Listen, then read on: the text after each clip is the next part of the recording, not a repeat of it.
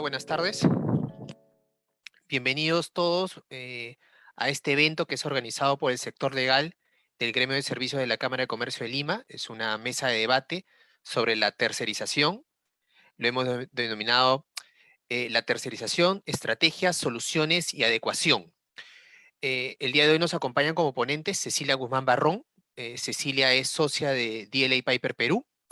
Es abogada por la Pontificia Universidad Católica del Perú, doctora en Derecho por el Departamento de Derecho del Trabajo y de la Seguridad Social de la Universidad de Salamanca, en España. Es además miembro de la Sociedad Peruana de Derecho del Trabajo y de la Seguridad Social. Ha sido profesora del área académica de Liderazgo, Estrategia y Recursos Humanos en Centrum Católica y actualmente es profesora de la Maestría de Derecho del Trabajo y de la Seguridad Social de la Pontificia Universidad Católica del Perú, así como de la Facultad de Derecho de la misma universidad. También está con nosotros Macarena Morales. Macarena es socia de García Sayán Abogados, es abogada por la Pontificia Universidad Católica del Perú, tiene estudio de posgrado en Derecho Público en la misma universidad, ha sido adjunta de docencia en diversos cursos de Derecho Laboral, autora de artículos también de la especialidad laboral. Además es también como Cecilia, miembro de la Sociedad Peruana de Derecho del Trabajo y de la Seguridad Social.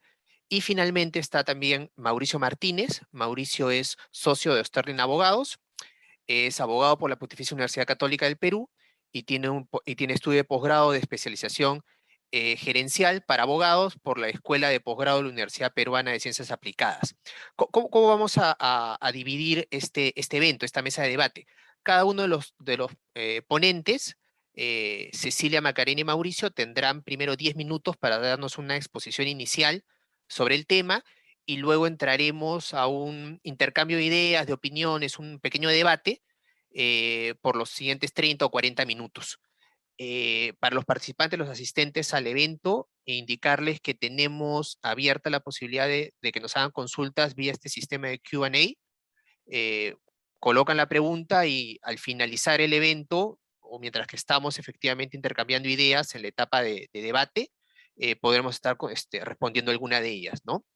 Entonces, sin más, le doy la palabra a Cecilia, que va a empezar con la mesa de debate. Gracias, Cecilia. Macarena nos va a dar el pase, luego sigo Perdón, yo. tienes razón, primero es Macarena. Disculpa. ¿Cómo están? Buenas tardes. ¿Me dices, por favor, Hernán, si se ve el PowerPoint? Voy a compartir la pantalla. Se ve ¿Lo perfecto. ven bien? Todo muy bien. Perfecto. Ok, muchas gracias, Hernán. Como decía, buenas tardes. Agradecemos también a la Cámara por la invitación, por poder compartir con ustedes este momento. El tema que vamos a tratar es la tercerización, estrategias, soluciones y adecuación a raíz de la emisión de la nueva norma que modifica el reglamento de la ley de tercerización. Pero consideramos que de forma previa, ahora sí, de forma previa a ingresar a conversar respecto a las modificaciones de la norma, vamos a hacer un pequeño repaso para tener los conceptos claros y que nos sea más fácil luego poder ingresar al debate y entender cuáles son las modificaciones que se han producido. Lo primero que tenemos que tener en cuenta es que de lo que estamos hablando es de la contratación de personal a través de terceros. Esta contratación tiene diversas normas que se aplican, se generan diversos supuestos en función al tipo de actividad, a la participación que tiene el personal en la realización de los servicios, y también hay un tercer punto a tener en cuenta que lo desarrollaremos más adelante, es la vinculación o el grado de autonomía que existe entre las empresas en las cuales se genera este vínculo o contrato. Entonces, para empezar, vamos a analizar cuál es el marco normativo anterior al Decreto Supremo 001-2022-TR, que es justamente esta modificatoria del reglamento que nos está generando actualmente tantas dudas y tantos dolores de cabeza. Entonces, lo primero que tenemos que recordar es que de acuerdo a las normas de tercerización, tal como he mencionado, vamos a analizar el supuesto anterior a esta modificación. Las actividades estaban definidas por la ley en tres tipos distintos de actividades. Lo que se consideraba actividad principal, que es aquello consustancial al giro del negocio, aquellas actividades sin cuya ejecución se afectaba el desarrollo del mismo, ¿no? Entonces, antes era más sencillo, decíamos, ¿cómo conozco cuál es la actividad principal de mi empresa? Pienso, esta actividad, si yo dejo de ejecutarla, ¿la empresa puede seguir funcionando o no? Y así era, digamos, una manera rápida de darnos cuenta si formaba parte de la actividad principal o no. Entonces, en principio, se considera actividad principal las diferentes etapas del proceso productivo de bienes y de prestación de servicios, y hemos puesto algunos ejemplos. O sea, lo que es exploración, explotación, transformación, producción, pensando en minería, en otro tipo de empresas, lo que es organización, administración, comercialización. O sea, aquello que fundamentalmente es lo que la empresa hace. Entonces, como menciono, era fácil determinar. Yo pensaba, ¿puedo suprimir esta actividad? Si la puedo suprimir y la empresa continúa funcionando, es porque eso no formaba parte de la actividad principal. Pero si no la podía suprimir, sí estábamos frente a una actividad principal. Entonces, además del concepto de actividad principal, tenemos también el concepto de actividad complementaria. Las normas consideran complementario todo aquello que tiene carácter auxiliar, secundario, no vinculado a la actividad principal. Aquello cuya ausencia o falta no interrumpe la actividad principal y no es indispensable. Entonces, en contraposición a la principal, teníamos lo que es actividad complementaria. Y como algunos ejemplos, vigilancia, seguridad, reparación, mensajería, limpieza. Entonces, digamos, esos son los dos conceptos que manejábamos siempre y eran los que nos permitían, en función al tipo de actividad, poder analizar qué tipo de contratación era la que debíamos aplicar. También se mencionaba la actividad de alta especialización, que también, si bien es auxiliar, es secundaria y no está vinculada a la actividad principal de la empresa, es una actividad que exige un alto nivel de conocimientos técnicos, científicos o calificados que hacían pues que esta actividad tenga que ser subcontratada. Y como ejemplos, podemos mencionar el mantenimiento y el saneamiento especializados. ¿Okay? Entonces, esos eran, digamos, los tipos de actividades que era lo primero que nosotros teníamos que hacer. Determinar frente a qué tipo de actividad nos encontrábamos para poder analizar qué tipo de contrato es el que correspondía. Luego, en función a el tipo de contrato, vamos a mencionar lo que es intermediación laboral y lo que es tercerización de servicios para aclarar estos conceptos y luego que nos sea más sencillo poder analizar las modificaciones de la norma. Intermediación laboral lo hemos puesto de manera gráfica como un triángulo. ¿Por qué? Porque aquí tenemos la empresa de intermediación o cooperativa de trabajadores, que es una empresa debidamente constituida con un objeto social específico registrante el Ministerio de Trabajo para brindar este tipo de servicios. Tenemos de un lado a la empresa principal, que es quien contrata el servicio, y al trabajador. Y se maneja como un triángulo porque hay interrelación entre las tres partes. Entre la empresa principal y la empresa de intermediación tenemos un contrato de intermediación. Entre la empresa de intermediación y el trabajador tenemos el contrato de trabajo, pero la empresa principal también tiene un vínculo con el trabajador, porque se comparte el poder de dirección con la empresa de intermediación, que es el intermediador, que es el empleador real. Entonces, en este caso lo que tenemos es un destaque de trabajadores. La empresa de intermediación nos brinda personal, nos brinda mano de obra para desarrollar no cualquier tipo de servicio, sino servicios que de acuerdo a la norma tienen que ser complementarios. Entonces, en intermediación tenemos servicios complementarios, destaque de trabajadores y un vínculo que fácilmente se representa como un triángulo porque hay interrelación entre las tres partes de esta situación, digamos. En contraposición a ello, tenemos la tercerización, que la tercerización ya no es únicamente un destaque de trabajadores o de mano de obra, sino que es un servicio integral que trae consigo un desplazamiento continuo de personal. También tenemos una empresa, que en este caso es una empresa de tercerización, un contratista, que no necesita un registro especial ni un objeto social especial, cosa que sí necesitaba la empresa de intermediación. En realidad, cualquier empresa que brinde un servicio podría ser una empresa de tercerización, ya lo vamos a ver más adelante. Tenemos también una empresa principal y un trabajador. Pero ustedes verán que aquí el triángulo no tiene base. ¿Y por qué? Porque entre la empresa principal y el trabajador no debe existir legalmente ningún vínculo, porque aquí la subordinación es del trabajador con su empleador. Y de la empresa principal hay un vínculo con la empresa de tercerización. Pero la empresa principal no tiene relación con el trabajador y no lo debe tener, porque justamente el fundamento aquí para que esto sea válido es que el servicio sea integral. O sea, no estamos hablando de que me proporcionan trabajadores, sino que me brindan un servicio que incluye, además de otras cosas, que es un servicio autónomo, que tiene sus propios equipos, incluye un desplazamiento continuo de personal.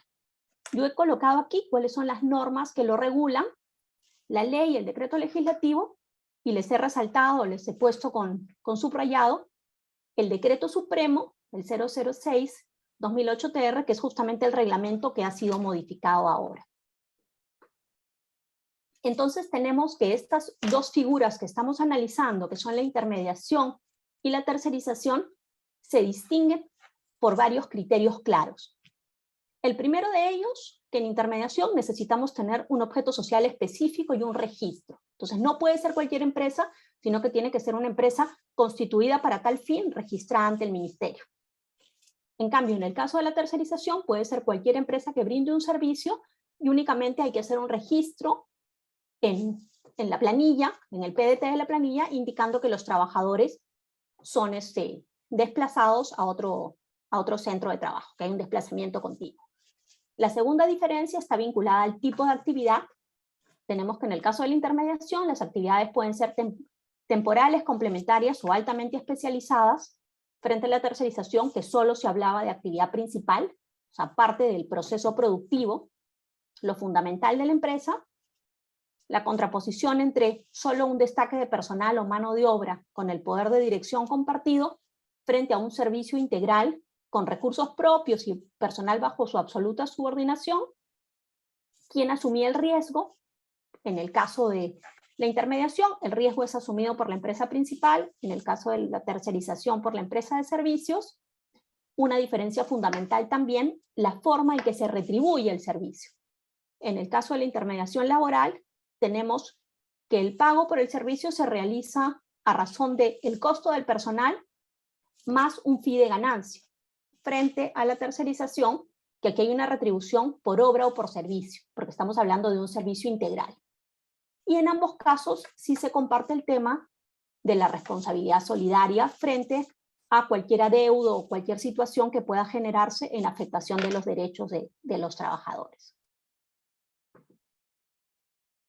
Ok, entonces hasta aquí, tal como hemos mencionado, distinguimos las formas de contratación en función al tipo de actividad, la prestación de servicios si se realiza con autonomía o no de la empresa principal.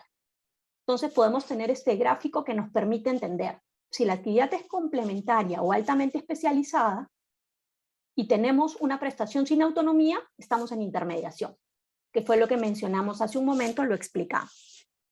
Si tenemos una prestación autónoma, esto será un tema que no forma parte de lo regulado por el derecho del trabajo, sino que estaremos frente a un contrato de naturaleza civil. Y en lo referido a actividad principal, que es en lo que nos vamos a concentrar porque es el tema del análisis hoy, tenemos que si estamos hablando de actividades principales y el servicio se brinda con autonomía, estaremos frente a una tercerización de servicios antes de entrar, digamos, a mayor detalle con la modificación de la norma.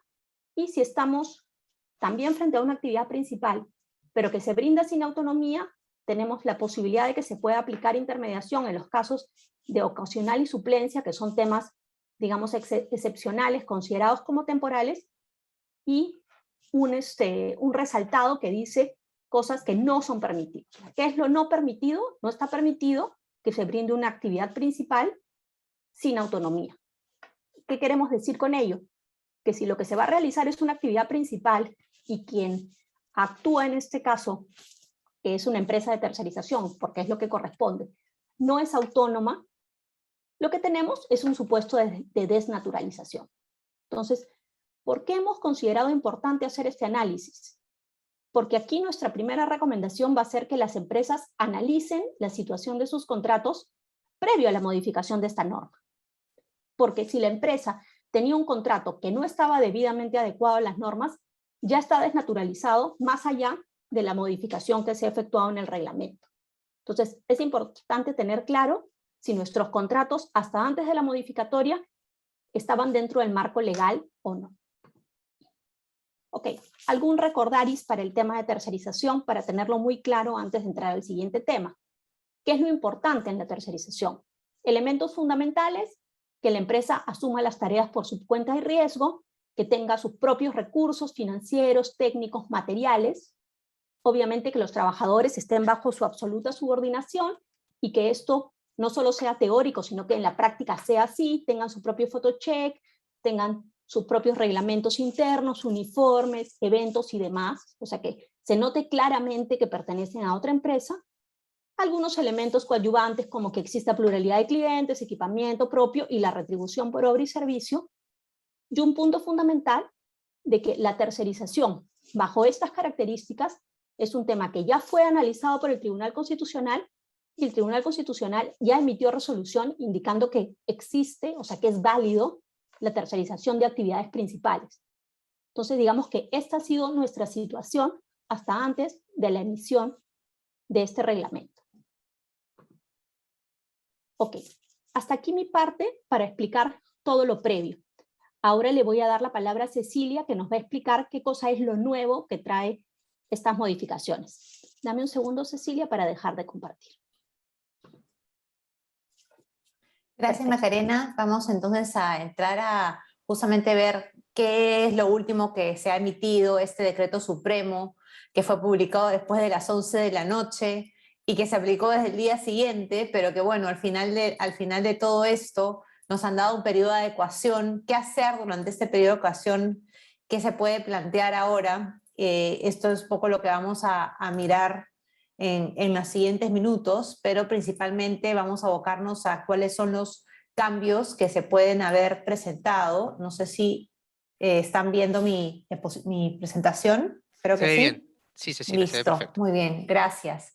Entonces, bueno, básicamente les queríamos comentar de los cambios, previamente hablarles de DLA Piper, que es un estudio con presencia global. Somos más de 5.000 abogados en más de 40 países en el mundo, y un poco nos nutrimos también no solamente de la experiencia que tenemos aquí, sino precisamente de otras experiencias, y estamos muy en contacto con nuestros colegas de México, porque ellos han tenido un cambio muy similar que entró en vigencia en el mes de septiembre del año pasado. Así que estamos allí en contacto viendo cuáles han sido los retos que ellos asumen y los retos que estamos asumiendo nosotros en esta materia. Bueno, en el área laboral vemos diversos temas y evidentemente uno de los grandes temas hoy en día es la tercerización. Siempre se buscan eficiencias dentro de las empresas, y hoy los cambios que introduce el reglamento plantea precisamente ver más allá de la eficiencia, porque lamentablemente no es un cambio que se sustente en una realidad económica o una realidad empresarial, sino en una intención de modificar la norma. Ya luego conversaremos entre todos cuál es el motivo de este cambio, pero ciertamente no tiene una mirada desde la eficiencia empresarial, lamentablemente, ¿no? Sino más bien una mirada del derecho laboral, o mejor dicho, de las relaciones laborales, más bien basadas en una posición más ideológica que otra cosa. Esto es un poco lo que les mostraba justamente Macarena, pero no desde una mirada diferente, pero es básicamente lo que estaba antes de la norma. La norma establecía la tercerización para servicios cuando los servicios son vinculados a la actividad principal, hay un desplazamiento continuo del personal. Entonces hay unas reglas especiales que establece la ley de tercerización, y estas normas especiales son las que se aplican. Básicamente este era el camino. Los servicios complementarios no eran materia de la ley de tercerización, esto se regula por el Código Civil, así que por allí no ha habido ningún cambio, y me interesa justamente hacer el contraste entre lo que estaba y lo que está ahora. Y los cambios que ahora están marcados en rojo. A ver, quiero aquí hacer una precisión concreta, y es que desde un inicio la tercerización se planteó como una actividad especializada, pero ciertamente especializada para obra, permitía contratos de gerencia, contratos, en fin, diversos, y se señalaba la especialización, pero el foco no estaba en ella. Ahora, bajo el reglamento actual, sí tenemos una mirada muy centrada en la especialización del servicio que se brinda a través de una empresa de tercerización. Por tanto, este es un elemento que cobra importancia en las inspecciones laborales, en los análisis que pueda hacer incluso el Poder Judicial de casos vinculados a esta materia. Segundo gran cambio es la creación de un concepto nuevo, que es el concepto del núcleo del negocio. Este concepto no estaba en la ley, este concepto no estaba en el reglamento, y se introduce. Y se introduce para decirnos básicamente que la tercerización Hoy en día, efectivamente, es un servicio especializado o una obra determinada que está vinculado, perdón, ese servicio a la actividad principal de la empresa, que es cliente, digamos, o la empresa principal, pero dentro de este gran concepto de la actividad principal, hay una parte de este concepto, de esta gran actividad principal, que no va a poder ser tercerizada en buena cuenta. ¿Qué es esto? Lo que se considera el núcleo del negocio. Por tanto, del universo de la actividad principal, el núcleo del negocio no va a poder ser materia de tercerización. Esto, entonces, obliga a que revisemos cuál es nuestro núcleo del negocio y qué ha establecido ese reglamento con relación a este punto, porque si no comprendemos qué es el núcleo del negocio, no vamos a poder identificar qué actividad se va a poder encargar un tercero y qué actividad no. Hoy en día, por tanto, la ley de tercerización va a regular el servicio especializado con desplazamiento continuo de personal que sea parte de la actividad principal, pero no del núcleo del negocio. Vamos a ver seguidamente qué es esto del núcleo del negocio a partir de lo que ha esbozado a grandes rasgos el reglamento, el Decreto Supremo 001-2022-2000. Ya nos comentaba Macarena qué es actividad principal, y la actividad principal, digamos, es todo ese círculo amarillo y una partecita de ella, o de pronto mucha parte de ella, eso habrá que definir en cada caso, es el famoso núcleo del negocio. El reglamento no establece una definición y lo que hace es señalar 5 criterios, pero no menciona, y aquí los voy a poner para que los puedan mirar, 5 criterios que en realidad, al final del día, los señala, tampoco los desarrolla, porque se supone que en cada caso habrá que determinar cómo se llega a cada uno de ellos. Tampoco establece que se tenga que cumplir con los 5 criterios, tampoco se señala que uno es preponderante frente al otro, sino que simplemente se señala, estos son los criterios, usted determine el núcleo del negocio a partir de los mismos. Ahora, como suele pasar, muchas cosas están en el papel o en la norma y otras será la realidad.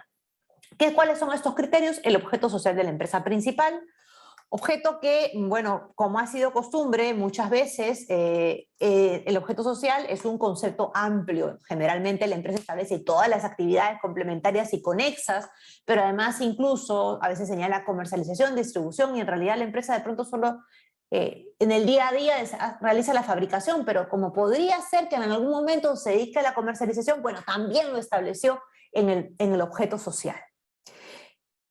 Hay que tener presente entonces que uno de estos criterios que podría utilizar SUNAFIL es el objeto social de la empresa principal, ¿no? Segundo criterio, aquello que identifica a la empresa principal frente a sus clientes finales. ¿Por qué es conocida? ¿Cuál es aquel rasgo que identifica a la empresa frente a los clientes finales? Bueno, aquí tenemos un punto que es muy relevante, porque ¿cómo se va a llegar a esto que identifica? Voy a hacer un focus group, voy a contratar una empresa que haga estudio de mercado, porque es lo que identifica un tercero, no lo que yo identifico que el tercero identifica de mí, ¿no? Es un criterio bastante, digamos, difícil de aprender, ¿no? Por otro lado, tenemos la actividad que a la empresa principal le genera un valor añadido frente a sus clientes finales. Hoy en día, pues las empresas, justamente como parte de permanecer en el mercado y atraer mayores clientes, intentan que justamente concentrar sus actividades en aquello que les aporta valor añadido. Generalmente es gran parte de todos sus procesos, ¿no? Sin embargo, aquí el núcleo de negocio es lo que genera valor añadido. ¿Qué será? Bueno, eso es lo que habrá que identificar en cada caso. Otro criterio es el elemento diferenciador de la empresa principal en el mercado. En buena cuenta ya no es lo que identifica a mi cliente, sino lo que identifican mis pares, ¿no? ¿Cómo yo me distingo de mis competidores? Nuevamente, pues también es un concepto bastante gaseoso. Y un último criterio, y reitero aquí que estos criterios no están cerrados, no es una lista taxativa, sino son los criterios, como lo ha dado a bien conocer el reglamento, es el criterio vinculado a la actividad que reporta mayores ingresos a la empresa principal. Por tanto, no necesariamente es aquella actividad pues, que yo estoy desarrollando en mi objeto social. Una de las tantas actividades de mi objeto social deberá ser esta, ¿no? Pero habrá que identificarla. ¿En base a qué? En base a la DJ anual del impuesto a la renta, en base al análisis que hagan mis auditores, en base a qué, bueno, habrá que ver en cada caso. Lo cierto es que estos criterios me ayudarán a determinar que esa actividad que es núcleo del negocio no va a poder ser encargada a un tercero. Y con un tercero me refiero a una empresa de tercerización. Por tanto, cualquier análisis que se haga va a partir del núcleo del negocio. Mencionaba Macarena algunos temas vinculados a obligaciones formales. Yo me quiero centrar en lo más concreto para que esto no se extienda mucho. Básicamente lo que se ha modificado es que hoy en día tanto la empresa de tercerización como la empresa principal deben identificar en qué lugar concreto se desarrollan las actividades de la empresa que brinda el servicio, ¿no? En qué lugar no nos referimos al domicilio necesariamente, sino en qué área, en qué ámbito, en qué unidad productiva, ¿no? Y una obligación que se ha añadido es que en el contrato de trabajo con el personal de la empresa de tercerización, ese contrato de trabajo entre el trabajador que es desplazado y la empresa de tercerización, deberá indicarse también en qué lugar se van a ejecutar los servicios, ¿no? Yendo ya y un poco para cerrar, ¿qué sucede si al final se detecta que se está desarrollando, por ejemplo, el núcleo del negocio, que ahora está prohibido que sea materia de tercerización? La consecuencia va a ser que se va a considerar al trabajador desplazado, a la empresa principal, como si fuera un trabajador de la propia empresa principal, sin perjuicio de algunas sanciones que la norma establecerá oportunamente. Sanciones, nos referimos de carácter administrativo. Un segundo nuevo supuesto, porque son dos nuevos supuestos de desnaturalización, está vinculado a que el desplazamiento, es decir, el desplazamiento de las personas o de los trabajadores de la empresa de tercerización no deberán, digamos, están destinados para una actividad distinta a la actividad a la que es principal de, valga la redundancia, la empresa principal. Este supuesto ha sido bastante y sigue siendo objeto de discusión, es una muy mala redacción de la norma y en su momento lo comentaremos aquí entre todos. Estos supuestos de desnaturalización, por tanto, son dos nuevos supuestos que añade este reglamento, ¿no? Hay un periodo para adecuarse, que finalmente es de lo que también hoy estamos tratando, que son 180 días, vencen el 22 de agosto de este año, y esto supone en la práctica lo siguiente, que en esos 180 días hay que tomar acción, hay que tener un plan de acción de identificar cuál es el núcleo de negocio y qué pasos a seguir. Hay una serie de consecuencias que aquí no voy a detallar para el caso de las empresas que prestan estos servicios. De pronto a alguno de las personas que nos están escuchando les interesa este punto. Y después de estos 180 días se va a considerar automáticamente desnaturalizada la tercerización que se aboque al núcleo del negocio, ¿no? Y perderán un registro y por tanto habrán una serie de consecuencias de carácter administrativo. ¿Qué es lo que hay que hacer aquí? Pues hay que identificar cuál es mi núcleo de negocio. Hay que revisar los contratos de tercerización que tenga yo con otras empresas, verificar una serie de puntos que allí se mencionan. También, y aquí es una recomendación que va de la mano de lo que señalaba Macarena previamente, es decir, el estado de cumplimiento laboral, estoy realmente cumpliendo con lo que es la tercerización en la norma hoy, más allá del núcleo del negocio en general, ¿hay autonomía o no hay autonomía en el servicio? ¿Hay una gestión evidentemente separada de la empresa principal o no? Y habrá que revisar en cada caso.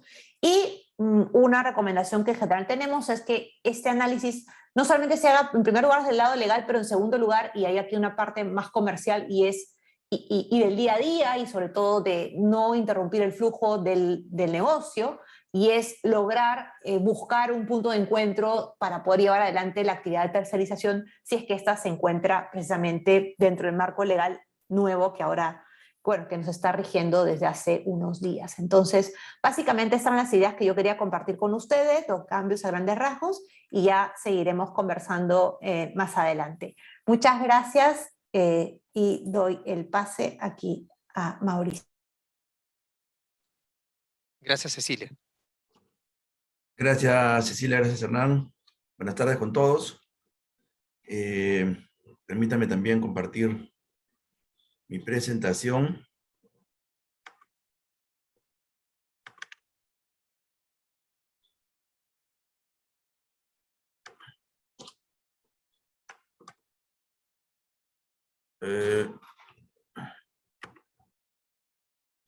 Bueno, soy invitado para compartir con ustedes la posición que tenemos, tanto la posición que tengo a nivel personal como institucional, como Estudio Sterling, respecto a los aspectos inconstitucionales de este decreto supremo del cual estamos comentando. Yo había preparado esta presentación y había hecho una especie de resumen inicial. Yo creo que no es necesario ya entrar en este detalle porque tanto Cecilia como Macarena nos han ubicado muy bien en lo que es la problemática de este decreto supremo, de estas modificaciones. Ellas han explicado muy bien la diferenciación entre intermediación y tercerización, cuál era el régimen anterior y cuál es el régimen actual, qué cosa es lo que no se va a poder, qué cosa es lo que está prohibiendo esta nueva normativa, ¿no? Entonces vamos a pasar de frente a el análisis constitucional. Como todos sabemos, toda ley, toda norma tiene que guardar armonía con la Constitución. La Constitución es nuestra norma más importante, es nuestra norma madre, y toda norma legal es en sí misma de inferior jerarquía que la Constitución. Por lo tanto, tiene que estar en armonía con la Constitución, no puede contradecirla, no puede contravenirla. Si lo hace, es una norma incompatible con la Constitución, puede ser dejada sin efecto de diversas maneras, como vamos a ver luego. ¿Qué hemos destacado en este decreto supremo que atenta contra la Constitución? El primer punto, y es el más evidente, es el principio de jerarquía normativa. Luego, la libertad de contratar, la libertad contractual, la libertad de empresa, el principio de seguridad jurídica y el derecho al trabajo. ¿Por qué se ha vulnerado, por qué se afecta el principio de jerarquía normativa? La Constitución es la norma madre. Toda norma que se dicte tiene que guardar armonía con ella. Pero no solamente la Constitución, existe la famosa pirámide de Kelsen que establece cuál es el rango de la jerarquía normativa. Primero está la Constitución y los tratados internacionales, luego vienen las leyes, las normas con rango legal, como son los decretos legislativos, los decretos leyes, luego vienen las normas reglamentarias, como los decretos supremos. Entonces, en esta pirámide, toda norma inferior tiene que guardar armonía con una norma superior. En este caso, tenemos una ley, que es la ley de tercerización, que permite la tercerización de las actividades principales, ya sean o no sean consideradas núcleo de negocio en este concepto nuevo que se ha impuesto, ¿no? Entonces, la actividad principal, sea o no sea núcleo de negocio, puede ser tercerizada. Eso dice la ley. El decreto supremo recientemente pedido dice que eso ya no se puede. Entonces, tenemos una norma de inferior jerarquía, como es un decreto supremo, que está modificando o que está prohibiendo algo que la ley permite. Esto no es posible de acuerdo con la Constitución.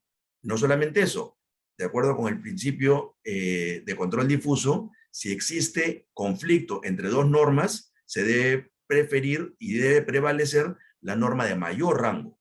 Entonces nosotros tenemos hoy día una ley que dice una cosa que está perfectamente vigente, que no ha sido modificada, y tenemos un reglamento, un decreto supremo que dice una cosa distinta. ¿Cuál debemos preferir? Debemos preferir la ley. La ley sí permite, el decreto supremo no permite, el decreto supremo no puede modificar una ley en base a este principio de jerarquía normativa. La libertad de contratar, la libertad contractual, tiene dos ámbitos. Están reconocidos en la Constitución, en el artículo 62. Yo decido con quién contratar, siempre y cuando sea con fines lícitos, siempre y cuando sea con fines que no contravengan normas de orden público, yo decido con quién contratar. Y también decido los términos del contrato. Son dos facetas de la libertad de contratar y la libertad contractual. Elegir con quién contrato y elegir qué contrato. ¿Cuáles son las disposiciones de mi contrato? Yo soy libre para pactarlas. En este caso tenemos una ley que permite la tercerización, que permite contratar con una empresa de tercerización y que permite pactar los términos de esa tercerización. El decreto supremo ahora nos pretende decir que ello no es posible, lo cual, como hemos visto, no solamente por el principio de jerarquía normativa, no es correcto, sino porque está afectando la libertad de contratar y la libertad contractual. Si yo tengo una ley que me permite contratar, un decreto supremo no me puede decir que eso no es posible. La libertad de empresa es evidente. Si al amparo de la ley de tercerización se puede ejercer empresa en el Perú, se puede constituir, se puede prestar servicios de tercerización a través de la constitución de una empresa, la ley lo permite. Ahora resulta que, en virtud del decreto supremo, ya una empresa de tercerización prácticamente no va a poder dedicarse a la actividad para la cual fue constituida originalmente al amparo de una norma que además continúa estando vigente. El principio de seguridad jurídica también reconocido en el artículo 62 de la Constitución. La seguridad jurídica me permite predecir que en el futuro no va a ocurrir nada que va a cambiar los términos de juego, los términos de juego, por así decirlo. Yo tengo que tener la seguridad, la Constitución me garantiza seguridad jurídica, me garantiza que el Estado no me va a cambiar las disposiciones, que el Estado no va a modificar aspectos que eran perfectamente válidos en su momento. La ley de tercerización permitía el ejercicio de esta actividad.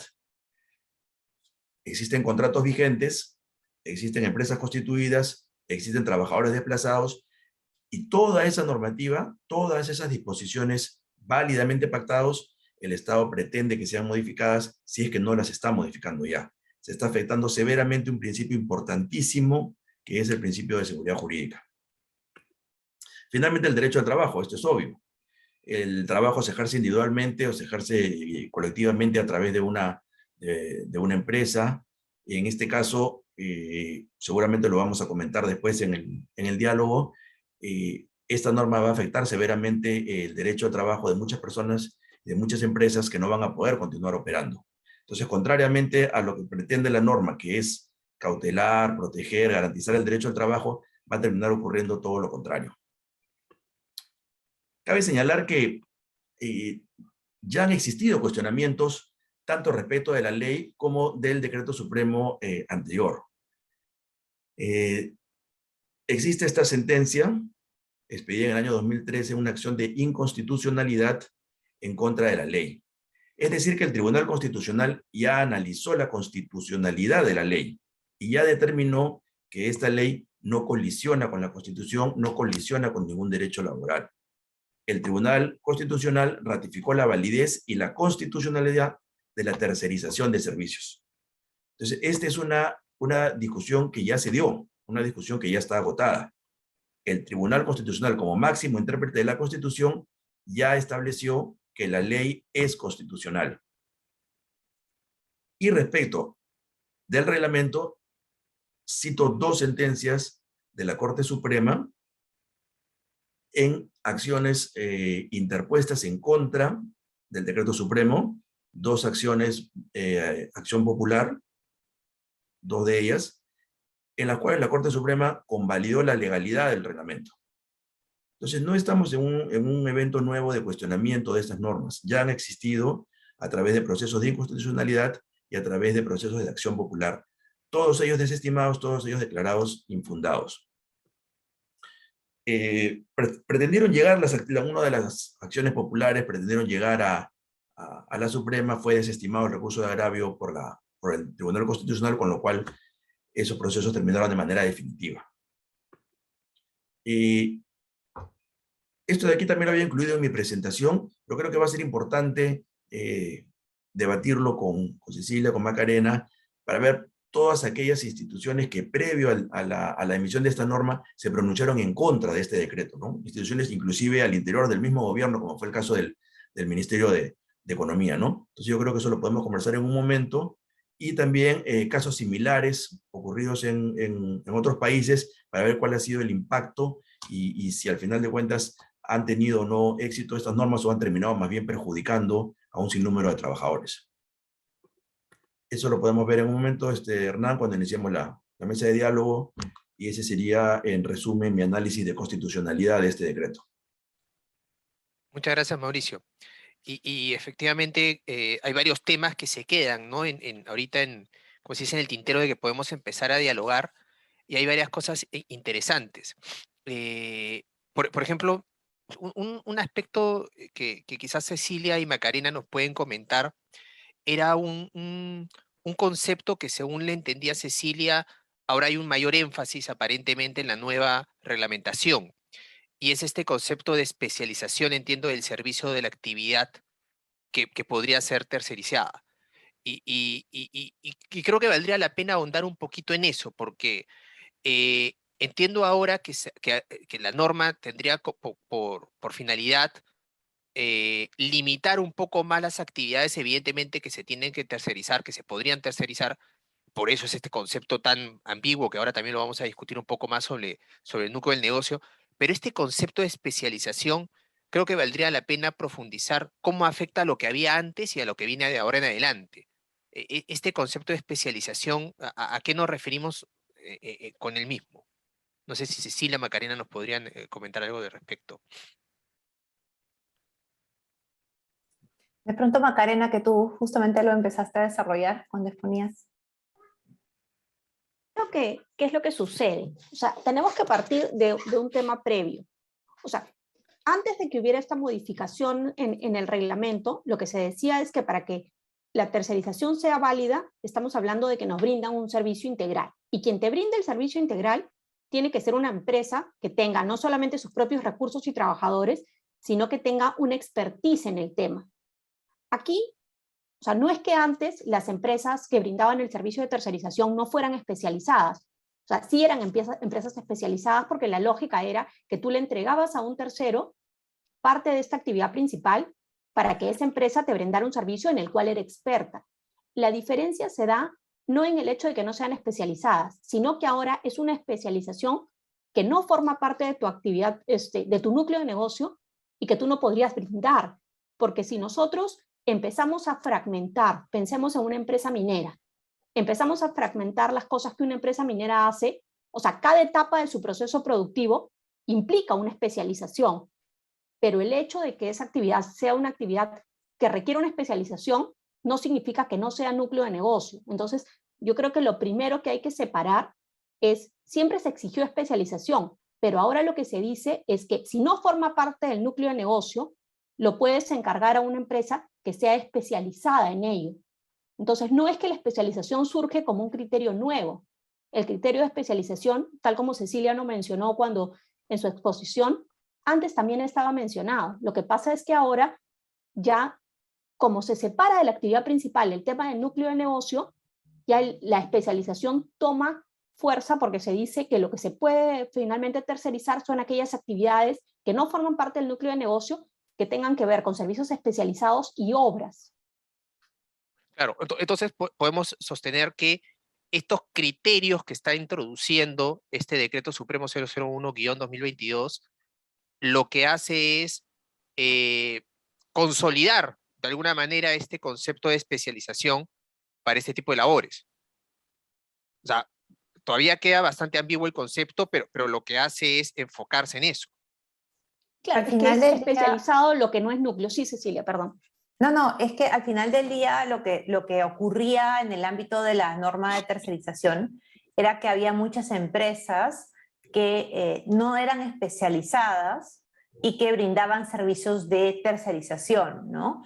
Que básicamente, y era muy frecuente en el mercado encontrar empresas que básicamente actuaban en el fondo como una suerte de intermediación laboral bajo el manto de una empresa de tercerización. Entonces, al ponerle una mayor incidencia en la especialización, lo que busca la norma es, bueno, se supone que tú eres una empresa autónoma con todo un bagaje en esta materia o con toda una experiencia en este tema, y por tanto vas a asumir el riesgo de tu vida. Ahí había una diferencia que marcaba Macarena: el riesgo lo asumes tú como empresa de tercerización, porque eres tú la que prestas el servicio y eres tú la que conoces tu negocio, no es la empresa principal, ¿no? Empresa principal. Ahora, ahí hay una serie de problemas, y siguiendo el ejemplo de la minería, por ejemplo, la voladura, que es fundamental en la actividad minera, bueno, está en la Ley General de Minería, y bueno, hay empresas especializadas en voladura, ¿no? Y siempre lo ha habido. ¿Esto es parte del núcleo del negocio o no es parte del núcleo del negocio, ¿no? La empresa que se encarga de desalinizar el agua o de tratar el agua, ¿es una empresa ¿Experta, no? Sí, bueno, hay empresas expertas. Pero ¿qué pasa? Y la empresa que brinda el servicio, por ejemplo, de relaciones comunitarias, que hay empresas que hacen estudios de impacto social, de impacto geográfico. ¿Eso también es especializado o no es especializado? ¿Es parte del núcleo del negocio? ¿No es parte del... Pues eso es lo que hay que analizar en cada caso, y que no es fácil porque no necesariamente para todas las empresas mineras el núcleo del negocio tendría que ser exactamente el mismo, ¿no? Claro. Sobre todo aquellas que tienen varias unidades mineras. Y bueno, incluso pensaba yo, por ejemplo, en una empresa que siempre se hace conocida por el manejo de relaciones laborales. Entonces, su elemento identificador es el manejo de relaciones laborales, no es el metal que extrae, ¿no? Pero ¿cuál es? Ese sería un criterio para identificar el núcleo de negocio. Ya, claro, a ver, sí, sí, sí, me queda claro. Ahora, entrando, por ejemplo, a los criterios, ¿no? El objeto social, que puede ser un criterio sumamente amplio. ¿Qué pasa con estas empresas, y que hay infinidad de casos, que tienen objetos sociales amplísimos? O sea, que a veces hay empresas que han puesto sus objetos sociales, pueden hacer prácticamente de todo.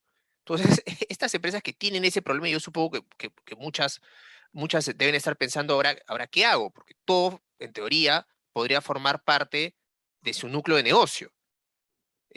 Esas empresas, ¿qué deberían hacer como en este periodo de adecuación? ¿Tendrían que modificar, por ejemplo, sus objetos sociales y acotarlos a lo que realmente es una especie de sinceramiento de realmente a lo que se dedican? Lo que pasa es que ahí, Hernán, yo tengo un comentario que aquí hay también un tema de implicancia tributaria, que no lo vamos a analizar aquí, pero es bueno mencionarlo. O sea, las empresas, muchas empresas tienen objetos sociales amplios. ¿Por qué? Porque cuando tú facturas algún servicio, para que puedas deducir el gasto, el servicio tiene que estar pues incluido en tu objeto social, tienes que haber declarado ante la SUNAT, cuando tú declaras sus actividades, que realizas esta actividad. Entonces, si tú limitas tu objeto social y dices, ahora mi objeto social solamente va a estar restringido a esto, para que eso sea lo único que la SUNAFIL pueda interpretar como tu núcleo de negocio, ya no vas a poder realizar ninguna de las, no vas a poder facturar nada de lo otro. O sea, si brindas ese servicio, ya no lo vas a poder facturar, y si lo facturas, no te van a permitir que lo deduzcas como gasto. Entonces, aquí hay varias cosas que analizar. O sea, yo creo que se generan como olas de tendencia. O sea, hubo una época en la cual las empresas se constituían, y la gente que ve derecho corporativo lo puede ratificar, tratando de que el objeto social sea pues amplio y siempre dejando un cajón desastre de y cualquier otra actividad vinculada, conexa, que los accionistas determinen. Y ahora, si tú pones ahora ese cajón desastre, significa que cuando te realizan una inspección van a leer eso. Entonces, finalmente, cualquier actividad va a forma parte de tu objeto social, entonces forma parte de tu núcleo de negocio. O sea, ese es un punto, digamos, para discutir. Y el otro Claro. punto para discutir que mencionaba Cecilia hace un rato es el tema de los mayores ingresos. O sea, de repente yo soy una empresa, por decir cualquier cosa, usemos el ejemplo nuevamente de la minería, que mi mayor ingreso era por la venta de un cierto mineral, pero el mercado fluctúa y tiene mucho que ver con la repercusión del mercado internacional. Entonces, ¿y si varía el costo del mineral y de repente en un cierto periodo de tiempo ya mi mayor ingreso no es por ese mineral, sino por otra actividad, por un servicio o por un alquiler de ciertas maquinarias? Entonces, lo que me genera un mayor ingreso puede fluctuar en el tiempo. Entonces, ¿cómo hago el análisis? ¿Hago un corte? Hoy esta actividad me genera más ingresos, entonces esto no lo puedo tercerizar, pero de acá a 6 meses tal vez no, entonces sí lo podría tercerizar. Es muy ambiguo. Yo creo que tenemos mucho para revisar todavía y definir en ese sentido. Está perfecto. Entrando a ver, imaginemos por un momento, porque también quiero preguntarle a Mauricio qué acciones podríamos tener, que podrían tener las empresas contra la norma. Pero antes de entrar a las posibles acciones, llamémoslo así, judiciales, imaginemos por un momento que las empresas se van a adecuar. ¿Ok? Nos vamos hay empresas que van a querer adecuarse a esto y van a realizar todo un proceso interno de análisis de sus contratos, sus actividades, toda la logística interna de cada empresa.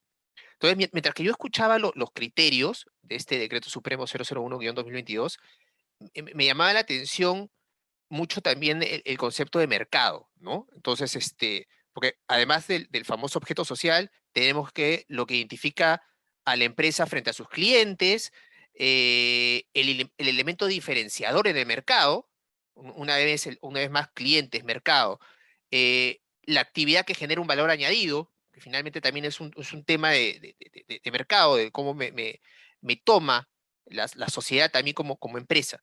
Entonces, este periodo de ecuación, mientras que las escuchaba, yo pensaba, oye, este análisis de estos criterios es un análisis que puede hacer cada empresa en particular, o al final, indirectamente, tengo yo que contratar incluso especialistas que me pueden hacer estos análisis de mercado para llegar finalmente cómo, repito, la sociedad o mis clientes me identifican a mí. O sea, esto no es incluso una carga que me pone el Estado.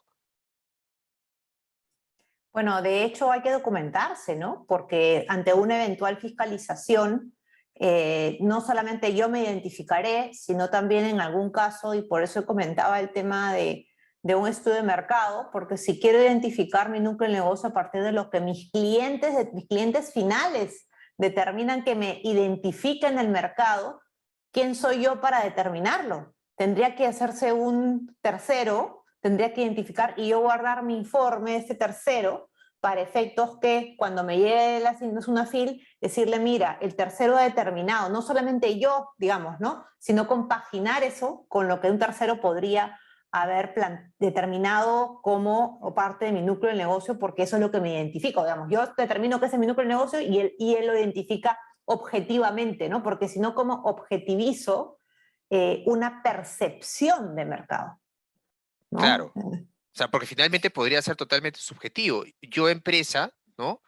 Me tomo como tal y creo que mis clientes me identifican por esto. Pero podría estar efectivamente equivocado, llega la autoridad administrativa laboral y la autoridad tiene otro criterio. O sea, me parece efectivamente bastante, como decíamos en su momento, ¿no? Bastante gaseoso estos criterios y que puedes prestarse a infinidad de interpretaciones. Eh, Más aún cuando entiendo, por lo que nos contaba Cecilia, que la norma no deja en claro si hay, por ejemplo, una prevalencia de uno de los criterios por sobre el otro, o si es que todos tienen que presentarse de manera acumulada, o si es que basta uno simplemente de ellos. O sea, eso creo que la norma no lo regula, ¿verdad? Y hay que mencionar ahí, Hernán, un tema adicional. O sea, normalmente SUNAFIL, para las inspecciones, y así lo han hecho en otros temas, o sea, normalmente SUNAFIL dicta un protocolo interno para sus inspectores diciendo las directivas. O sea, en los distintos temas que SUNAFIL verifica hay protocolos. O sea, para verificar los contratos modales tienen un protocolo, para verificar los temas de igualdad salarial. Entonces, aquí la lógica sería que SUNAFIL tiene que emitir una norma interna que le diga a los inspectores cómo deben realizar esta inspección, porque si no, tal como hemos mencionado, como los criterios son tan gaseosos, estaríamos pues a la decisión discrecional de cada inspector. Y la idea no es esa, o sea, la idea es brindar Claro. una seguridad jurídica y que uno pues tenga como prever cuál es el criterio que la autoridad va a aplicar. Y eso Claro. no hay, o sea, en este plazo de adecuación, en realidad, además de la obligación de las empresas de adecuarse, está la obligación de la autoridad de dictar pues cuáles son estas normas que deben de seguir los inspectores para poder llevar a cabo las inspecciones. Perfecto, claro, tienes toda la razón. Mauricio, claramente nos has ahora explicado efectivamente todos los derechos constitucionales fundamentales que podrían estar siendo vulnerados con esta nueva normativa, ¿no? Y creo que sería interesante para los asistentes, más allá de que algunas probablemente digan, ok, me voy a adecuar, voy a ver durante este plazo de 180 días que tenemos, si es que efectivamente, como decía Macarena en su momento, hay cosas que he venido haciendo mal y por tanto, si están mal, no es que esta norma haga que ahora están mal, sino han estado mal siempre tengo que obviamente adecuarme. Pero imaginemos empresas que consideran que su giro de negocio es tal que la aplicación de esta norma evidentemente le trae graves vulneraciones. ¿Qué caminos legales judiciales podrían tener, o sea, para aterrizar? ¿Qué acciones judiciales podrían iniciarse, por ejemplo, ante el Poder Judicial para impugnar esta norma? Y concretamente dos, ¿no? Concretamente Mm. tenemos la acción de amparo y la acción popular, ¿no? La acción de amparo, ambas pueden ser interpuestas por cualquier persona y la diferencia está en los efectos de la sentencia, ¿no? La acción de amparo únicamente tiene efecto frente a quien demanda, de quien solicita. La norma resulta inaplicable para esa persona únicamente. Por eso es que yo sé que hay a nivel gremial que están planteando, están pensando empresas de manera gremial, de manera agremiada, interponer acciones de amparo para que tenga efectos la sentencia contra Frente a varias, todo, frente a claro. todos, ¿no? La acción popular más bien sí tiene un efecto general, y la acción popular determina que se declare la nulidad de la norma, ¿no? La norma deja de tener vigencia. En la acción de amparo la norma sigue vigente, simplemente no es de aplicación para el caso concreto. Entonces, a nivel judicial son las dos acciones que veo habilitadas, ¿no? La demanda de amparo y la demanda de acción popular. Y la posibilidad, por ejemplo, de, en el marco de estos procesos, ¿no? De una acción popular o de una acción de amparo, la posibilidad, por ejemplo, de solicitar una medida cautelar que evite la aplicación de la norma mientras que dure el juicio. ¿Tú cómo ves las posibilidades de eso? En la acción de amparo está permitido la acción de amparo, pero ahora el Código Procesal Constitucional fue modificado recientemente, ¿no? Se ha Claro, extendido un nuevo exacto, hace código poco. hace poco, y una variante importante es que las medidas cautelares contra normas autoaplicativas, la apelación se concede con efecto suspensivo, ¿no? Entonces, cualquier medida cautelar tiene efecto inmediato y la apelación no suspende su eficacia.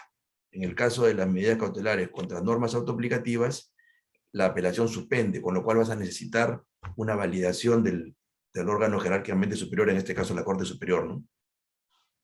Entonces, con lo cual, probablemente una medida cautelar no sea muy efectiva en un inicio porque no la voy a poder obtener. O No sea, la vas a tengo, poder, así es, no la vas a poder obtener, y en el caso de la acción popular, tienes que esperar sentencia. con lo cual puede ser un tiempo Claro, larguísimo. con lo cual, o sea, en ambos casos, yo creo que de todas maneras las empresas van a estar interesadas en iniciar acciones constitucionales, pero probablemente ir de la mano con una adecuación o normas, la adecuación de una manera que los proteja, porque va a ser difícil obtener un resultado, ya sea en vía cautelar o ya sea una sentencia definitiva antes de 180 días, ¿no? Claro. Ahora, vayamos a lo que comentabas también en su momento, e invito también a Cecilia y a Macarena a unirse en ese punto, en el hecho de que probablemente muchos gremios se estén organizando para plantear este tipo de medidas, probablemente un amparo, creo que probablemente sea lo más efectivo, porque una acción popular probablemente demore demasiado tiempo. Eh, estos gremios ya conocen de pronunciamientos, ¿cómo se está moviendo el mercado ante esta norma? Yo tenía ahí un comentario, Hernán, un comentario para que Mauricio pueda darnos ahí también un alcance, ¿no? Si estamos Ujú. hablando del amparo, el amparo se presenta cuando hay una vulneración o una amenaza de vulneración y hay un plazo. Entonces la pregunta es, ¿desde cuándo se computa ese plazo? Porque la vulneración está desde el momento en que se emite el reglamento y desde ahí computo el plazo, o la vulneración está desde el momento que vence el contrato que tengo actualmente y necesito suscribir un nuevo contrato, o la vulneración se da desde el momento en que debía adecuarme, o desde el momento que llega a Sunafil y me quiere interponer o sea, se plantea una multa. O sea, es importante delimitar en qué momento se genera la vulneración para ver qué tipo de acción es la que vamos a aplicar, ¿no? Sí, yo pienso que esta norma es autoaplicativa y esta norma en sí misma genera una afectación constitucional, ¿no? Entonces, estamos habilitados en este momento porque para ir en una acción de amparo, la amenaza tiene que ser cierta, la amenaza tiene que ser real, la amenaza tiene que ser inminente. Entonces, si nosotros pensáramos que la amenaza recién va a ocurrir a los 180 días, entonces no podríamos interponer hoy día. Pero Claro. la norma hoy día está afectando derechos constitucionales. Hoy día la sola obligación de adecuarme, hoy día ya me está prohibiendo que yo tercerice. Hoy día ya le está prohibiendo a las empresas de tercerización que cumplan con su objeto social. Ya, el daño ya, la afectación constitucional empezó desde el día de vigencia de la norma, ¿no? Y Y sobre ese punto, perdón, Y Hernán, pienso también que es continuado, ¿no? Pienso también que va a haber una afectación continuada, ¿no? No creo que prescribe el plazo. parte de los argumentos que se han estado esbozando como justificación de esta norma es precisamente que se ha generalizado, ¿no? Todos los trabajadores de las empresas de tercerización abusan, todos los trabajadores están siendo abusados, no perciben las mismas, no hay igualdad de condiciones, de remuneraciones y de condiciones, en fin. Y parte de este discurso que ha justificado la emisión de esta norma, más de las 11 de la noche, a última hora, un miércoles, ha sido justamente que el reglamento tal cual estaba redactado ocasionaba abuso del derecho y que entonces esto tendría una protección también a nivel constitucional y que en ese sentido, estoy pensando un poco en la posición que va a Cierto, llegar cierto. como respuesta a estas demandas, ¿no?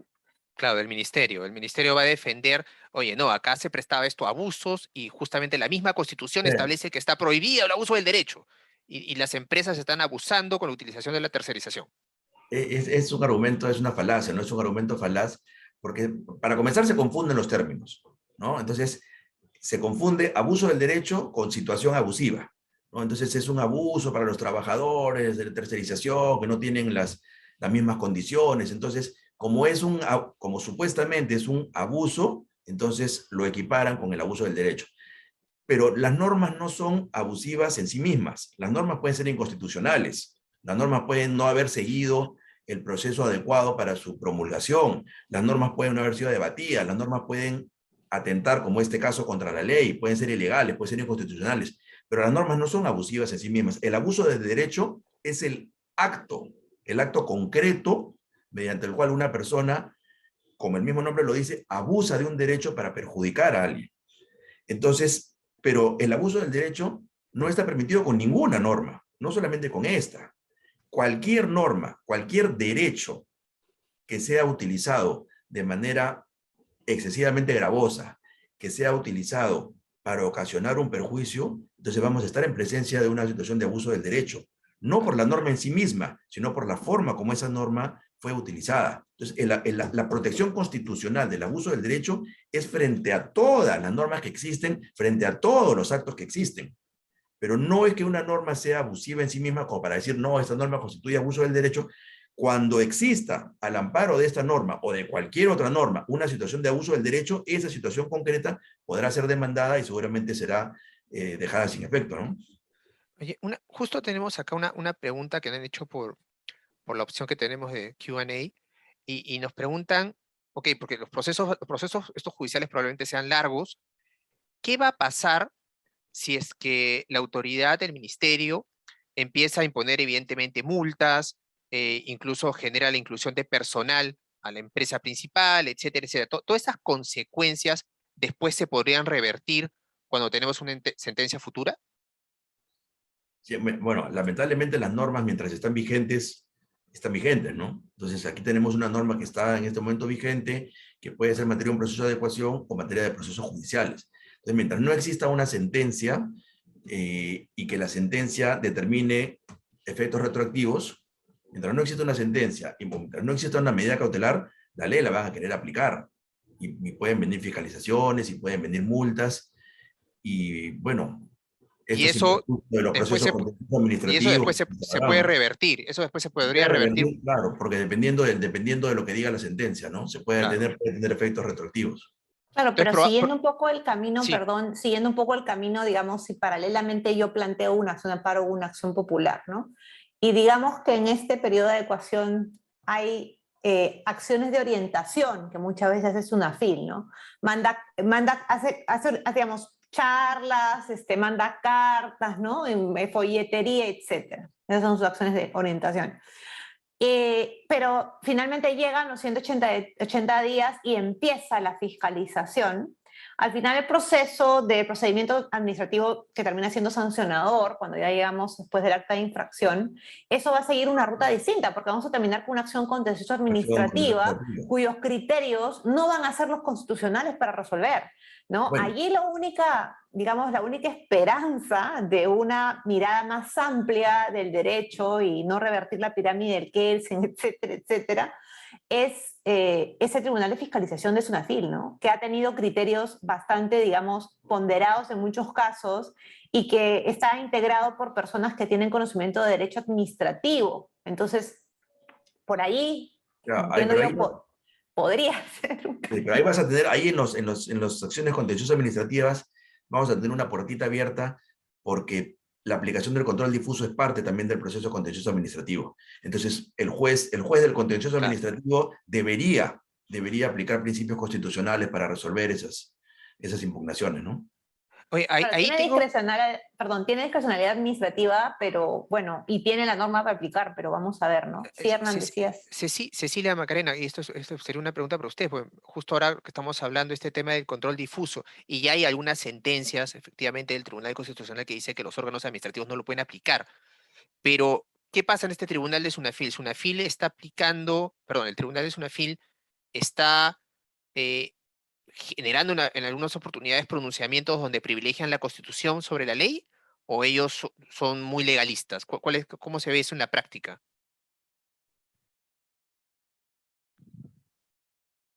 No creo que se animen, no deberían al menos. Bueno, A en la- algunos casos, el Tribunal de Fiscalización sí le ha estado enmendando la plana, digamos, a lo que decían los inspectores, Ajá. pero para contestar la pregunta que tú mencionabas hace un momento, Hernán, claro, hay que tener en cuenta, como lo decía Cecilia, que claro, va a empezar la inspección. Los inspectores tienen pues 30 días para pedir la información, hacer las visitas, emiten su acta de infracción, o sea, pensando en el procedimiento, ¿no? Emiten su acta de infracción, tú presentas los descargos cuando hay la imputación de cargos, luego hay un informe final, se emite la primera resolución, la apelas, la segunda resolución, revisión, sube al tribunal, pero claro, si finalmente te imponen la multa, o sea, te van a imponer una multa y te van a requerir que tú incorpores a estas personas en planilla. Si no las incorporas en planilla, te van a aplicar el doble de la multa. Entonces, en el camino, tú te vas a ir a la acción contencioso administrativa solicitando que quede sin efecto esta ejecución mientras se resuelve la acción. Entonces, allí vamos a tener todo un tema, porque a la larga, o sea, las multas van a estar impuestas y el requerimiento de que tú incorpores a los trabajadores va a estar siendo reiterado en el tiempo.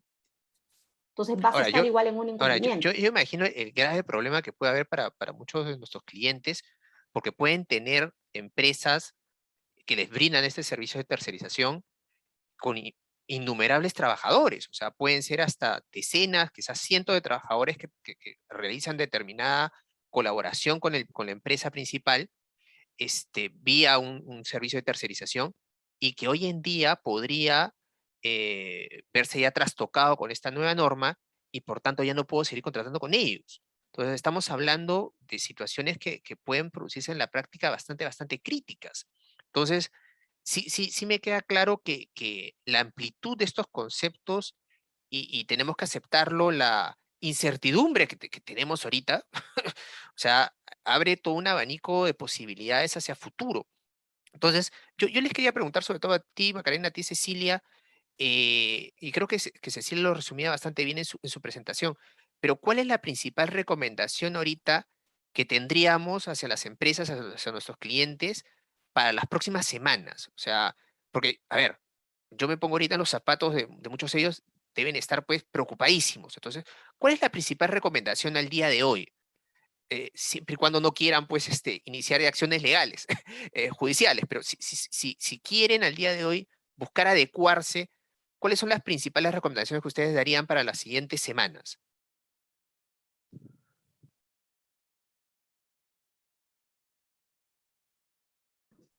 ¿Quién se anima? Macarena, dale primero. Empiezo yo. En realidad, lo primero es, tienes que saber cuál es el núcleo de tu negocio. O sea, Ahí ya si no ahí ya sabes tenemos en un qué problema, riesgo, pero claro, si no ahí ya sabes en tenemos qué un riesgo problemón. estás, o sea, tu nivel de contingencia no lo puedes medir si no sabes cuál es el núcleo de tu negocio. Porque tú ahorita tienes esta definición que yo mencionaba de actividades principales y tienes esas actividades principales tercerizadas, pero ahora tienes que analizar cuáles forman parte de tu núcleo de negocio para ver qué cosas se pueden mantener en tercerización y qué cosas no. Entonces, lo primero es identificar tu núcleo de negocio. ¿Cómo lo identificamos?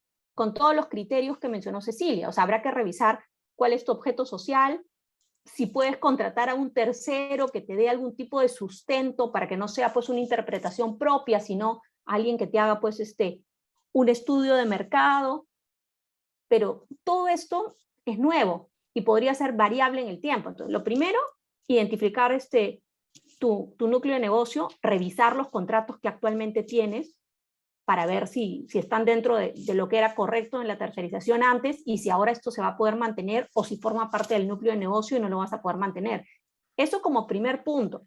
Yo en paralelo iría a las acciones judiciales, pero primero tengo que saber cuál es mi núcleo de negocio para determinar cuál es mi contingencia. Y un poco complementando la idea, ese es del lado de la empresa que contrata, digamos, a su vez a empresas de tercerización, ¿no? Pero desde el lado de la empresa que presta el servicio de tercerización, que Es un también todo a un mundo nosotros nos también. ha pasado encontrar esa situación porque tenemos clientes que prestan servicio de tercerización, pues desde ese lado, claro, esto ha generado un ruido en el mercado que muchas empresas que dicen, bueno, entonces yo ya me sigues contratando, yo no o digamos, te sigo contratando, ya no, ¿qué hago, no? Un ruido muy fuerte en el mercado. Entonces, me parece importante que junto con la labor de revisarme internamente, hacer una suerte de due diligence contractual de mis terceros, hacer una revisión de mi núcleo y para identificar finalmente qué se puede o no, adoptar medidas de carácter societario si es necesario, de carácter tributario si es necesario, procesal, ¿no? Hay un punto también que para ellos es importante, para estas empresas que venden servicios, y es qué hacer con los trabajadores, ¿no? La norma ha sido muy tajante en decir, bueno, si no pasan a la empresa principal, tú no puedes terminar la relación laboral por el hecho de adecuarte. Pero es que a mí el cliente me está diciendo que ya no va a continuar, pues ya no la voy a seguir prestando el servicio. ¿Qué hago con esos trabajadores? ¿Qué hago con esos miles de trabajadores? ¿No? Yo no los puedo absorber, ¿no? Y de ahí lo que mencionaba Mauricio, la realidad en otros países, en México solamente han absorbido el 56% del mercado de las empresas principales, y el resto, ¿qué? ¿Se fue a informalidad laboral, subempleo?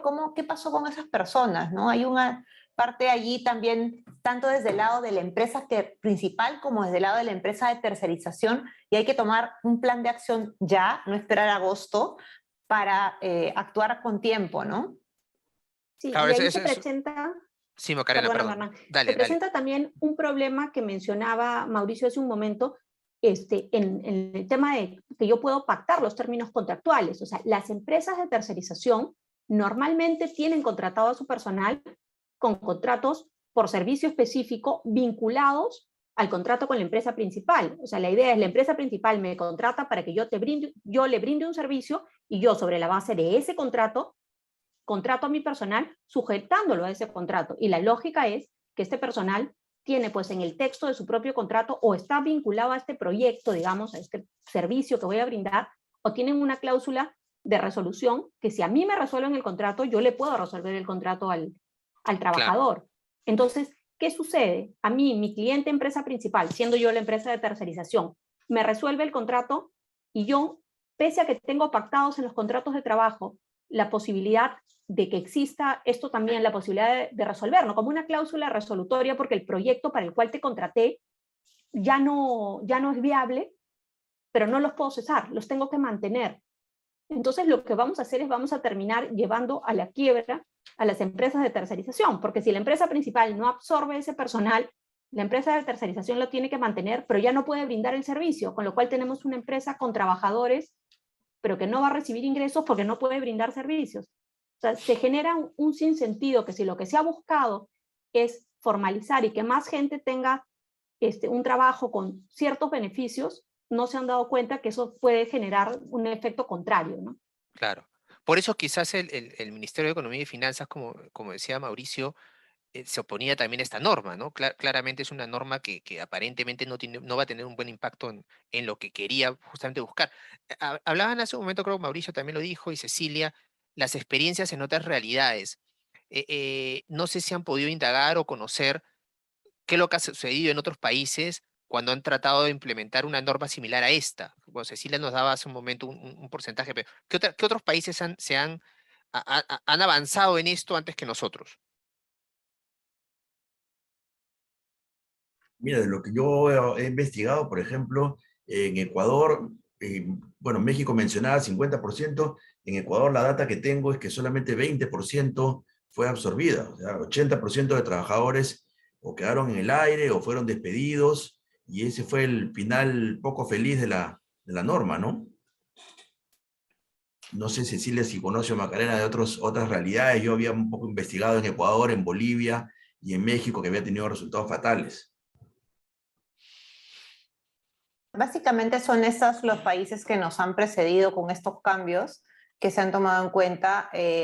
Lo lamentable es que la finalidad de la norma no se basa en un estudio técnico, ¿no? Sino que básicamente responde a una posición más ideológica sobre el tema que al final no ha demostrado en la práctica en otros países, que evidentemente no es la misma realidad, pero es similar, un resultado de eficiencia en términos de mercado de trabajo, ¿no? Hoy en día, para mí el debate, en vez de que sea sobre el ámbito de la tercerización, debiera ser sobre cómo lograr que mayores personas ingresen formalmente al mercado laboral y cómo se mantienen en el mismo, pero seguimos discutiendo sobre estos temas que al final del día generan mayor informalidad y mayor subempleo, ¿no? Claro, sí, no, totalmente de acuerdo. Macarena, no sé si tú también conoces alguna realidad o quieres agregar sobre ese tema algo más. No, en realidad es lo que ya se ha mencionado, o sea, no tenemos, digamos, un norte que mirar y que tú digas, mira, ha funcionado en otra realidad y por eso lo aplicamos. Es más un tema ideológico basado en el argumento que mencionaba Cecilia hace un momento, ¿no? De que como existe un abuso en las empresas de tercerización, porque lo que se busca es que los trabajadores, porque el argumento es, se terceriza para que estas personas no reciban las utilidades de la empresa principal.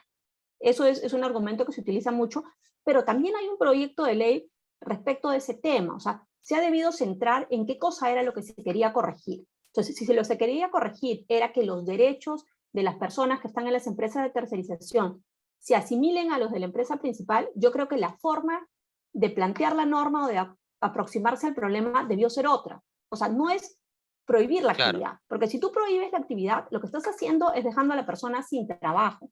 Estás claro. haciendo que la empresa se quede sin la posibilidad de operar, de brindar servicios, y vas a generar más desempleo que empleo. Si lo que se buscaba era un tema de generar igualdad en beneficios, la aproximación de la norma debió ser distinta. Sí. Y eso me lleva, para ya ir también, ir terminando por la hora avanzada.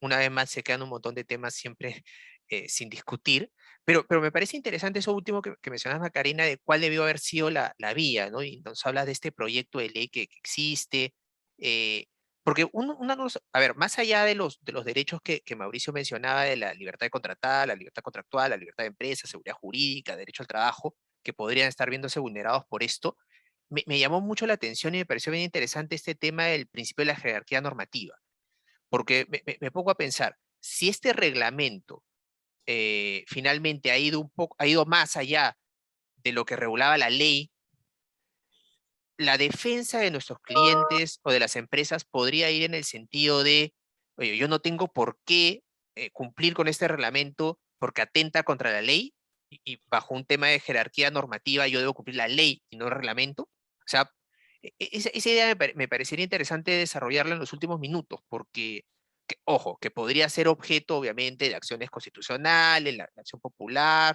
en su momento una acción de amparo, pero frente a la autoridad, por ejemplo, laboral, Sunafil, una defensa de nuestros clientes podría ir en ese sentido o es imposible que en los procedimientos de fiscalización uno pueda alegar, oye, este reglamento va contra la ley y por tanto acá debe primar la ley? Antes que, si me permites, Hernán, justo Sí, estaba viendo claro. en el Q&A una pregunta que decía, ¿por qué hasta ahora nadie ha interpuesto acciones, por qué ningún gremio ha Ah, interpuesto sí, todavía sí, acciones sí, sí, sí la he visto. constitucionales, ¿no? Y todo es parte seguramente después de un proceso de evaluación, ¿no? Digamos, primero deben estar analizándose, la norma no tiene mucho tiempo tampoco, analizándose qué otras medidas en el corto plazo, a las cuales se puede acceder, ¿no? La acción judicial, yo creo que se van a terminar interponiendo acciones constitucionales, pero probablemente una vez que se hayan aterrizado bien los conceptos, una vez que tengan claro, yo creo que ahorita a nivel de empresa todavía todavía están un poco consternados con ese tema y todavía están viendo lo que comentaban Cecilia, Macarena, sobre el objeto social, sobre el núcleo del negocio, estamos decantando la norma todavía, viendo cómo la combatimos desde otros frentes. Seguramente ahí ya cuando la cosa esté más clara, seguramente van a venir las acciones, ¿no? Claro, sí, totalmente de acuerdo. Ahorita todavía hay mucha incertidumbre, pues efectivamente. Cecilia Macarena, este tema de la jerarquía normativa, que me parece un argumento bastante interesante, ¿podría hacerse valer en una fiscalización o tengo que judicializarlo de todas maneras? Podría ser, a ver, más allá de que sí se puede argumentar, porque de hecho como parte del recurso de apelación, sobre todo frente a una imposición de una multa, se puede actuar. En el ámbito, en primera instancia, normalmente no acogen estos argumentos, pero en un recurso de apelación puede ser a nivel de intendencia.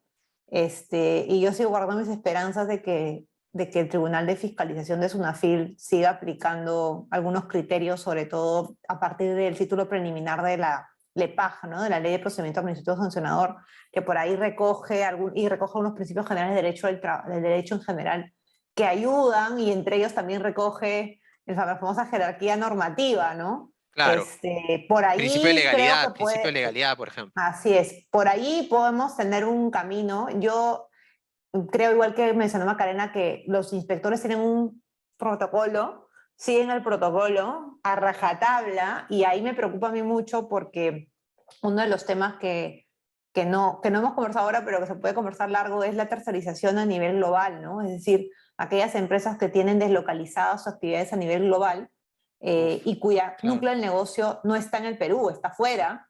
¿Qué va a pasar con los inspectores? ¿Van a tener la capacidad de leer documentos en inglés? ¿Van a pedir la traducción oficial? ¿Con cuánto tiempo nos van a dar para responder los requerimientos, que normalmente nos dan de 2 a 5 días, ¿no? Salvo que uno le pide un plazo más y te dan una semana. A veces te dan un plazo tan corto, es decir, hay que identificar el núcleo de negocio hoy, porque mañana nos van a dar el plazo que nos han dado siempre, ¿no? Es muy Para estar cortito. preparados. Sí, Sí. queda claro que hay que moverse ya porque esto probablemente se va a venir con todo y hay que estar preparados, efectivamente. Bueno, no sé si hay alguna otra pregunta, me parece que ya no.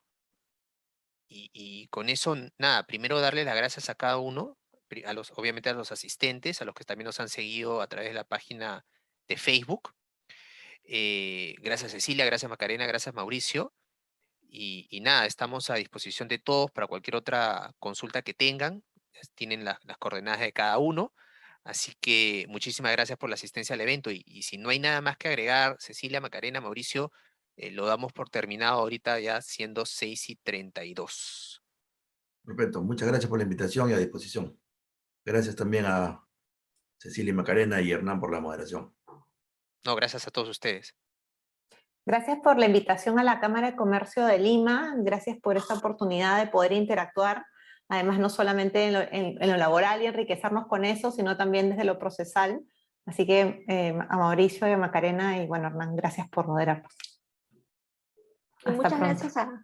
muchas gracias a todos, a la Cámara, y bueno, nuestra recomendación para todas las empresas de que vayan ya internamente poniendo algunas acciones, algunos medios, porque el plazo se pasa rápido y 180 días están a la vuelta de la esquina.